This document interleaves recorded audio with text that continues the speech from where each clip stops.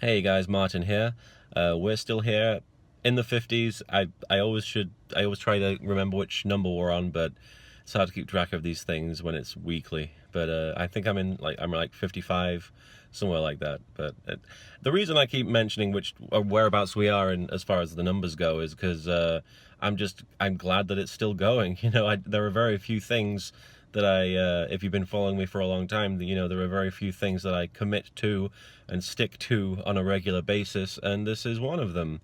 And obviously, it's one of the I don't want to say easier series that I make, to make, but it's because it's not easy.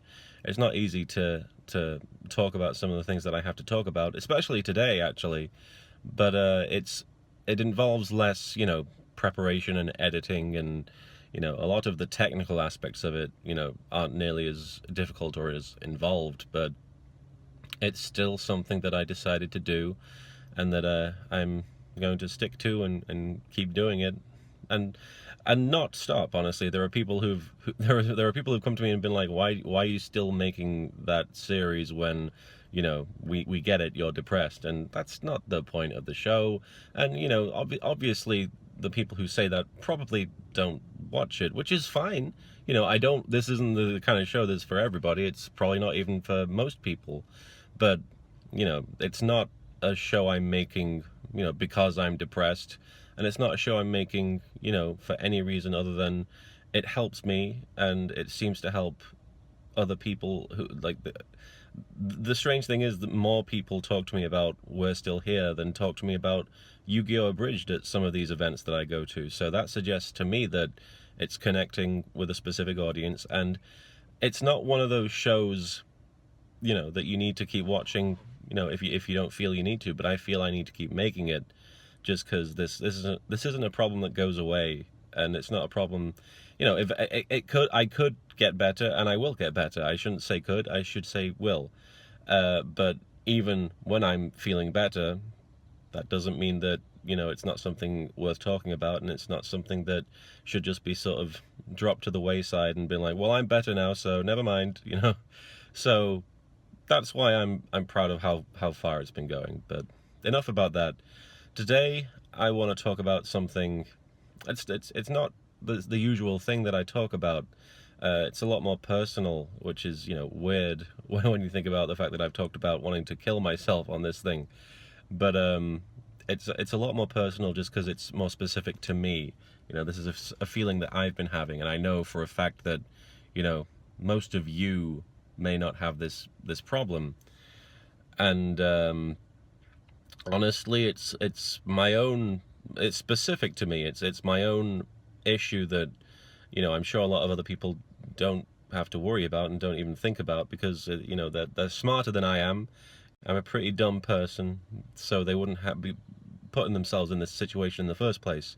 But my parents and my family don't really know about my depression and the extent that it's gone to, the seriousness of it.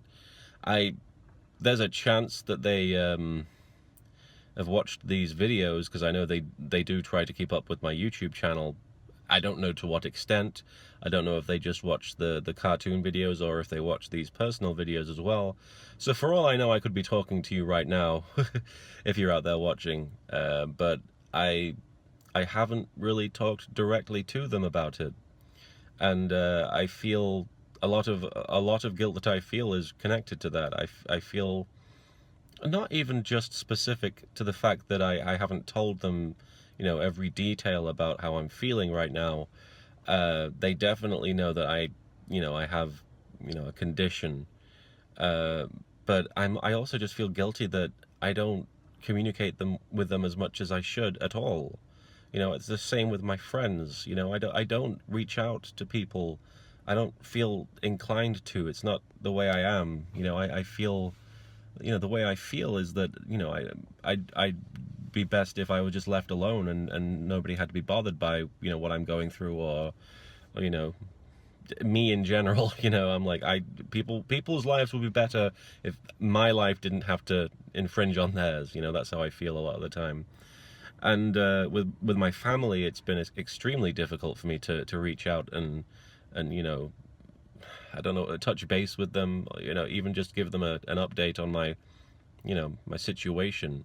Because the weird thing is, you know, I moved from England to America to get married and be with Marianne, my wife, and it's been an incredible experience. For the vast majority of it, it's been everything I could have hoped for, and it's basically, this is the situation I'm in, the living with Mariana, being in Los Angeles. It's a lot of people would say that that's like the dream, that this is the dream come true, and that's true for me. I believe this is, my dream come to life. This is what I've always wanted. I get to make this amazing woman happy, and I get to be around these incredible, talented people, and be in bloody Hollywood, from time to time, Los Angeles specifically.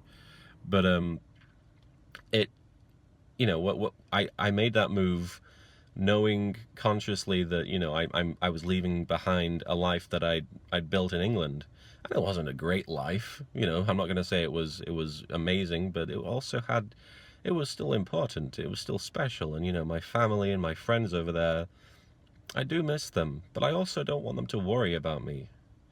And I guess that's the real, the real crux of the issue, is that I don't want people over there who are thousands of miles away to be worrying about whether I'm going to hurt myself, or to be worried about, if I haven't spoken to them. I guess that's the catch-22 with me, is that I don't want to speak to them because I feel like it'll worry them, but if I don't speak to them, it'll worry them,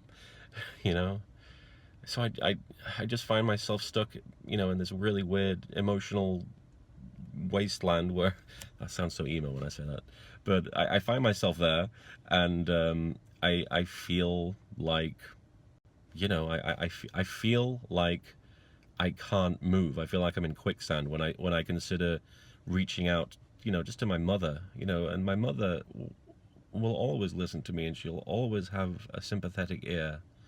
And I miss her so much. I miss all my family, but I miss my mother. I won't lie. I miss her more than a lot of things that I miss back there. And I just want to be able to. And it's not. I wish it was as simple as just picking up the phone and calling her, because that would make it easier. I would be able. I don't want to write her an email, and tell her, some of the things that I've been saying and feeling and doing. I don't want to have that be something she reads. I want to say it to her. So, but just picking up the phone and calling when there's, first of all, a time difference, and second of all, they don't really know how to operate Skype, so I have to figure out some sort of way of calling on the phone so that it reaches their phone, and they'll, and then after all that, I know that's obviously a minor inconvenience for everybody, but I have to find a way to gather the nerve and the courage and the will to tell them what I'm going through. And it's rough to gather that courage to tell you what I'm going through at times. So I don't know how I'm going to do it with my parents and my family. I don't know how I'm going to do it, but I want to do it. I need to do it, because to not do it and to keep them in the dark is wrong. I know that it's wrong, and I feel like a bad son or brother for not talking to them about it for such a long time. And every time I visited since being diagnosed with depression, I've tried not to bring it up, and I don't, and there's a weird feeling where I'm like, do they know what I'm going through? Have they been made aware of it? And they're just trying to dance around it, and they're trying to give me my space and respect that, because my parents will always give me the space that I need because I went through depression at an earlier age, and they did everything they could for me. And but my concern really isn't that it's going to, to be a problem, or they're not going to understand, because even if they don't understand, that's okay. But I just want them to know. I just don't want to keep them in the dark. And it's going to be difficult, and it's something that really needs to be done, because I don't know when the next time I get to see them is. I don't see them very often. I see them once a year, and maybe for a few days. because it's just too expensive. So I don't see them very often. I've got a very scruffy beard in this video. I'm sorry about that. What is going on with there? I don't see them very often, and I don't want the last time I see them to involve, I don't want them to not know, which is a weird thing to be saying. I want them to know exactly how I'm feeling and who I am right now. And I don't know. I don't know how to do it. I guess that's what the point of this video is. I don't know how to do this. But I want to be able to say the next time I talk to you that I have done it. So the point of this video ultimately is to tell myself and you that I'm going to call my parents sometime within the next week and tell them what I'm going through. And no matter the reaction, because it's probably going to be upsetting for them, but no matter the reaction, I believe I need to do this. If I'm going to have any, if I'm going to feel even a little bit better about my situation and better about myself and better about them, so they're not just constantly, worried about what I might be going through as opposed to what I am going through. So, bit of a rambly one. I do apologize. They're always rambly.